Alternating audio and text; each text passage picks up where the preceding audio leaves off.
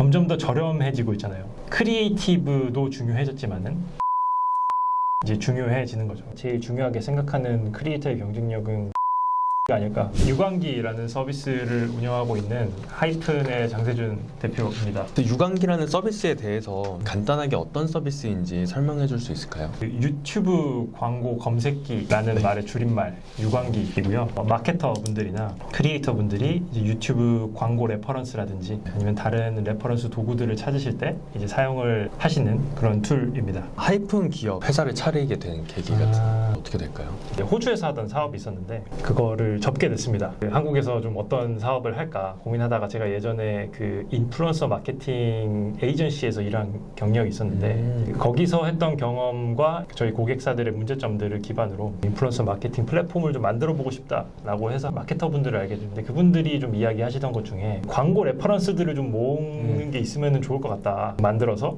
이제 냈더니 갑자기 어떻게 좀 사람들이 막 생기고 들어오시고 막 그러더라고요. 그러다가 이제 서비스가 안정화가 된 약간 그런 케이스입니다. 그래서 이름도 유광기인 게 고민을 안 하고 그냥 내서 그렇습니다. 유튜브에 대해서 이야기를 나눠보면 좋을 것 같은데 유튜브를 처음 시작하시는 분들이 내가 어떤 주제를 하는 게 좋을까? 혹은 어떤 영상을 올리면 좋을까? 라는 거를 좀 고민을 많이 하세요. 대표님이 생각하셨을 때 좀 내가 하고 싶은 거를 하는 게 더 좋을 거라고 생각을 하시는지 아니면 좀 대중들이 좋아할 만한 그런 주제를 하는 게 더 좋다고 생각을 하시는지가 궁금합니다. 여러 케이스들을 봐온 결과 대부분의 경우는 내가 하고 싶어 하는 말이 청중이 듣고 싶어 하는 말은 아니었던 것 같아요. 청중이 듣고 싶어 하는 말들은 얕은 레벨이라고 해야 될까요? 조금 더 가볍고 이제 우리가 하고 싶은 이야기는 조금 더 딥해지고 계속 고민하면 고민할수록 이제 깊어지는 거잖아요. 그러다 보니까 이제 컨텐츠를 만드는 시간도 오래 걸리고 좀 진입 장벽도 거기서 더 생기고 또 내용은 더 복잡해지니까 오디언스들은 더 떨어져 나가고 약간 이런 것들이 계속 반복이 되는 거죠. 청중들이 생각하는 것과 내가 생각하는 그 깊이, 컨텐츠의 깊이는 항상 좀 잘 맞지가 않는다는 거죠. 그런 부분을 좀 파악하는 과정에서 데이터를 활용을 해야 하지 않을까 라는 생각입니다. 마케터 관점에서 데이터가 중요한 이유 같은 게 혹시 있을까요? 예전에는 광고 매체라고 할 수 있는 것들이 뭐 TV, 신문, 뭐 라디오 같은 것들이었는데 디지털 광고 체계로 넘어오면서 확인을 해야 하는 데이터들이 훨씬 더 많아진 것 같습니다. 예전에는 뭐 TV 프로그램에다 광고를 넣는다라고 하면은 시청률이라든지 어느 위치에다 광고를 삽입해야 되는 건가 이런 고민들이 주였다면은 지금은 이제 매체의 효율성 같은 것들도 이제 생각을 해야 되죠. 구글에 올리면은 유튜브에 올리면 인스타그램에 올리면 어떻게 될까? 이런 것들도 고민에 포함되기 시작했고 점점 더 저렴해지고 있잖아요.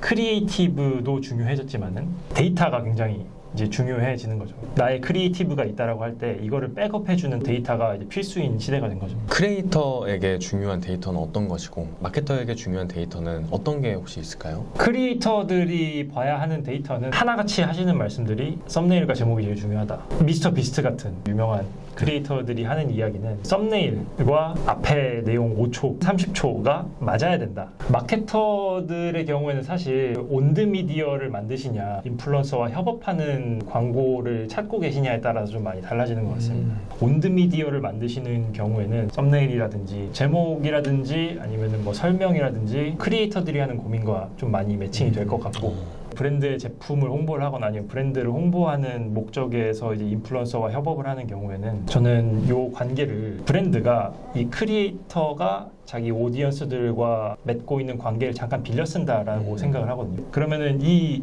크리에이터가 오디언스와 어떤 관계를 맺고 있느냐가 굉장히 중요하겠죠. 그거를 판단하는 중요 포인트가 조회수가 조금 꾸준하게 나오느냐. 평균 조회수 같은 것들이 중요한데 그 평균 조회수도 이제 구독자 대비해서 얼마나 높은가. 이런 것들을 이제 관계로 저는 표현을 하는 거죠. 만약에 크리에이터와 오디언스의 관계가 끈끈하고 좀 오랫동안 쌓아졌던 관계다 라고 하면은 이 크리에이터가 사실 뭐를 하던 조회수가 어느 정도는 나옵니다. 근데 이 관계가 화제성 같은 것들을 좀 잘 캐치를 해서 벤치마킹을 해서 만든 콘텐츠들이 주다 라고 하면은 이 다음 콘텐츠가 만약에 그걸 캐치를 못하면은 조회수가 안 나오는 거거든요. 그러면은 같은 돈을 같은 퍼포먼스를 생각을 하고 나는 이 크리에이터의 관계를 잠깐 돈을 주고 빌려 쓴 건데 퍼포먼스는 안 나오게 되는 거. 그러면 이제 나의 광고는 이제 대실패로 돌아가게 되는. 그렇죠.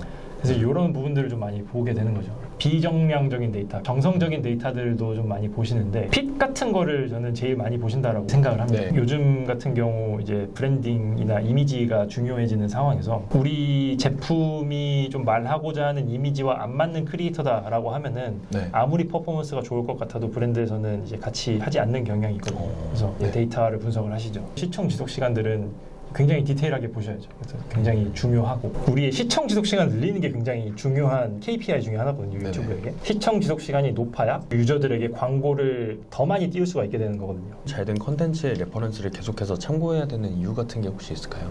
잘된 콘텐츠를 봐야 하는 이유는 소비자들이 원하는 게 뭔지를 잘 나타내주는 지표이지 않을까. 특정 키워드에서 내가 검색을 해봤을 네네네. 때 상위 노출되는 영상들이 있을 텐데 네. 그 상위 노출되는 영상들이 거기 있는 이유가 있을 거거든요. 검색 의도와 가장 잘 맞는 거기 때문에 네. 상위 노출이 되는 것들인데 그렇게 생각합니다. 내가 좋아하는 것보다는 사람들이 좋아하는 컨텐츠를 만들어야 되기 때문에 맞습니다. 좀 이런 잘된 컨텐츠의 레퍼런스를 참고하는 것도 좀 매우 중요하다 이렇게 볼 수 있겠네요. 그렇죠, 그렇죠. 네. 예전에 제가 그 인플루언서 마케팅 플랫폼을 만들 때 저도 여러 가지 공부들을 했었는데 네.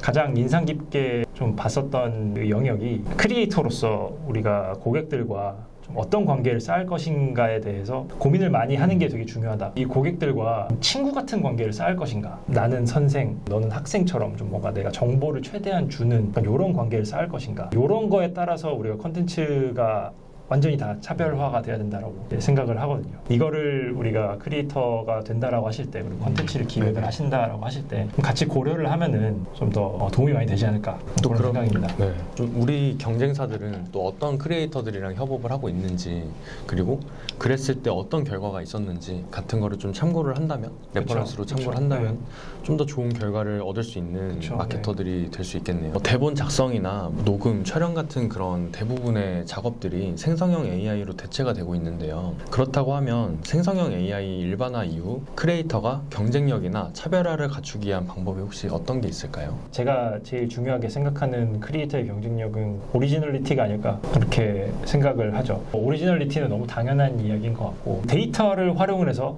이제 트렌드를 빠르게 파악하고 그것들을 자기 컨텐츠로 녹일 수 있는 그런 능력이 되지 않을까 생각을 합니다. 그 예전에는 이런 것들이 감이 좋으신 분들이 잘 했죠. 지금은 저희 유광기 같은 데이터 플랫폼들도 굉장히 많아지고 이런 콘텐츠를 창작을 하는 플랫폼들이 워낙 이제 다양해지고 있기 때문에 이제 이런 것들을 활용을 하실 수 있는 그런 능력들도 좀 되게 중요해지지 않을까. 그리고 그게 또 크리에이터의 경쟁력이 될 수 있지 않을까라고 생각합니다. 인공지능을 좀 잘 활용하는 마케터나 뭐 아니면 크리에이터들은 좀 어떤 모습으로 일을 하게 될 것 같으세요? 크리에이터들의 사례를 좀 인용하자면 원소스 멀티유즈라는 이야기가 좀 많이 들리더라고요. 쇼폼 같은 경우 네. 저희가 유튜브 안에서도 올릴 수 있고 똑같은 거를 틱톡에도 올릴 수 있고 인스타에도 올릴 수도 있고 네. 좀 더 많은 오디언스들을 유치를 하고 이제 그 안에서 독자 베이스를 늘리고 네.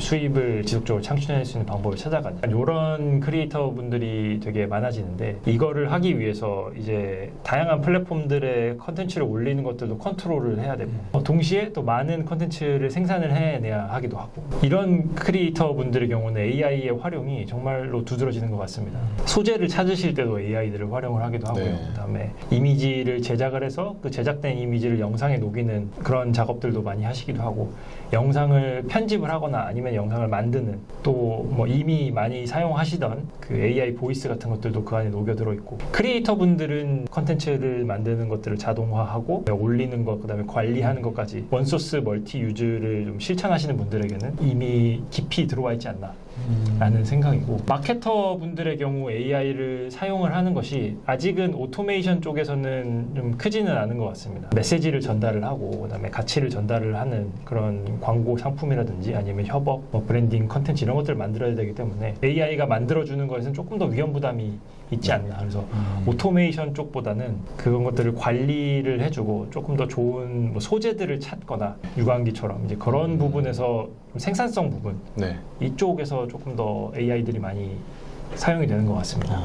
크리에이터나 혹은 마케터들이 결국엔 AI를 잘 활용을 하는 사람들이 살아남을 수밖에 없잖아요. 그래서 유광기에서 제공하는 기능 중에서 AI를 활용할 수 있는 좀 그런 기능들이 혹시 있을까요? 저희는 사실 대부분의 기능들이 이제 AI와 좀 밀접하게 연관된 기능들이라서 네. 데이터를 수집하는 것부터 시작해서 수집한 데이터를 좀 잘 분류해서 좀 아카이빙 하는 것까지 이제 모든 과정에 조금 AI가 들어간다라고 할 수 있습니다. 조금 더 직접적인 창작 과정에서는 저희가 이제 크리에이터 분들을 위한 AI 도구들을 만들고 있는데 이제 네. 젠 AI와 결합한 블로그를 창작을 해나가는 과정에서 사용하실 수 있도록 네. 영상 하나를 조금 더 깊이 이해를 해서 그 영상과 관련된 스크립트를 가지고 블로그를 제작을 해주는 이미지를 작업을 할 수 있는 AI도 같이 들어가 있는 약간 AI를 네네. 하나를 만들었고 키워드 최적화를 하실 수 있게끔 하는 그런 AI도 준비가 되어 있습니다. 영상 올리시기 직전에 URL을 저희에게 입력을 하면은 최적화시키기 좋은 제목이라든지 영상 설명이나 태그들을 추천해주는 AI입니다. 유광기라는 서비스의 되게 큰 장점이라고 생각이 드는 거는 좀 빠르게 이렇게 AI를 도입을 하는 것 같아요. 어떻게 해서 AI 도입을 처음으로 시작을 하시게 된지가 궁금합니다. 젠 AI 도구의 도입을 여쭤보시는 거면 네. 필연적이다라고 생각을 하고요. 사실 제가 더 깊게 보는 부분들은 B2B 마케팅 영역에서 많은 일들이 휴먼 리소스를 사용을 해서 이루어지고 있거든요. 네. 반복적인 네네. 작업들이 굉장히 많고 설문조사에 의하면은 일주일에 마케터들이 레퍼런스를 찾는 데 쓰는 시간만 4시간 30분이 넘는다라고 해요. 반복적인 작업인 거죠. 그쵸. 이런 것들을 어떻게 도울까라고 생각을 하다 보니까 반복적인 작업을 자동화하고 효율성을 올려주는 게 이제 저희의 큰 미션 같은 거죠. 유튜브도 인공지능이랑 혹시 어떤 관계가 있는지 설명해 줄 수 있을까요? 최근 이슈를 한번 생각을 해보면 구글이 이제 3만 명을 레이오프한 게 좀 큰 이슈가 됐었죠. AI가 생기니까 대체되는 사람들이 이제 잘리는구나. 유튜브에서 이제 예전에는 브랜드한테 이제 광고 상품을 설명을 하고 이제 관리를 하고 판매를 하고 이런 것들이 되게 복잡해서 세일즈 피플들이 굉장히 많았어요. 뉴스들을 훑어보면은 그 영역의 직원들이 좀 많이 네. 잘렸다라고 하더라고요. 네네. 광고 상품이 이제는 디맨드 젠이라고 해서 내가 그냥 몇 가지 소스라든지 이런 것들을 넣으면 알아서 타겟팅이라든지 이미지 조합, 텍스트 조합, 뭐 영상 같은 것도 노출하는 위치 이런 것들을 다 알아서 해주기 때문에 그런 세일즈를 대응하는 사람들이 조금 불필요해져서 그렇게 해서 생긴 레이오프여서 AI가 직접적으로 영향을 미쳤다라기보다도 이건 좀 간접적인 케이스인 것 같습니다. 또 한 가지로는 이제 봇과의 싸움이 있을 것 같습니다. 인스타그램 같은 경우 저희가 네네. 팔로워를 올리거나 아니면 뭐 댓글을 달아주거나 좋아요를 눌러주는 이런 봇 같은 것들이 굉장히 많아지잖아요. 네네. 유튜브도 마찬가지로 이 봇들이 있고 그래서 그거를 잡아내기 위해서 AI가 거기서 많이 도입이 되는 거죠. 봇의 패턴을 감지를 하고 확인이 되면은 트랙션들을 이제 다 잘라내고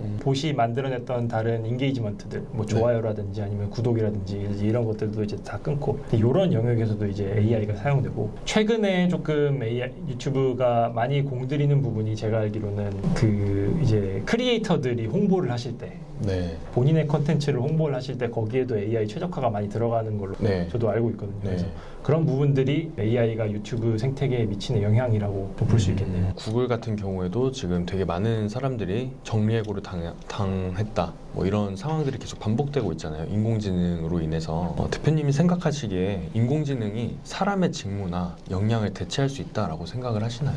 샘 말트만이 예전에 인터뷰에서 같이 이야기하셨던 블루 칼라보다도 화이트 칼라들이 가장 먼저 대체된다. 그리고 대체되고 있다. 맞는 말인 것 같습니다. 근데 그게 좀 광범위하게 우리 사회에 좀 임팩트를 미치기까지는 아직 몇 년의 시간이 더 필요할 것 같고 컴퓨팅 리소스도 정말 1000배, 10,000배는 올라와야지 그 정도의 임팩트가 있을 것 같고 그 전까지는 생산성이라든지 좀 크리에이티브를 좀 보조해주는 역할로 많이 사용될 것 같습니다. 대체라기보다도요. 잘 사용하시는 분들이 이쪽에서 조금 더 두각을 잘 나타낼 수 있지 않을까. 크리에이터 분들과 인터뷰를 해보면 대부분의 니즈가 트렌디한 것들을 내가 빠르게 파악하고 빠르게 벤치마킹해서 나의 것으로 만들고 싶다. 그것들을 하시기 위해서 좀 AI를 활용을 하는 그런 경우들을 조금 많이 봤습니다. 콘텐츠 오토메이션 창작의 영역에서도 이제 AI를 쓰셨지만 빠르게 트렌드를 파악을 하고 벤치마킹을 하는 그거를 AI를 통해서 잘 하시는 분들이 이 크리에이터 네. 영역에서도 좀 두각을 나타내실 수 있지 않을까라는 생각입니다.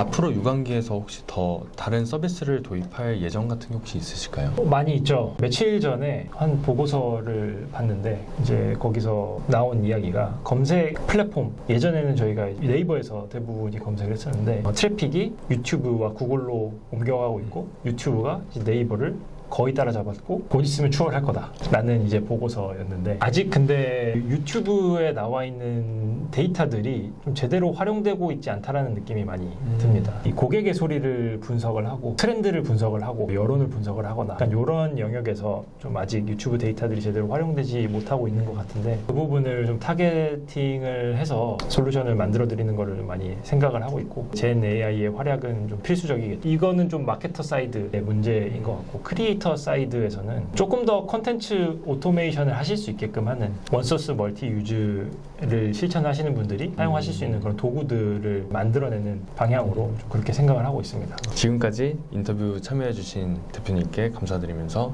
영상 마치도록 하겠습니다. 네, 감사합니다. 감사합니다.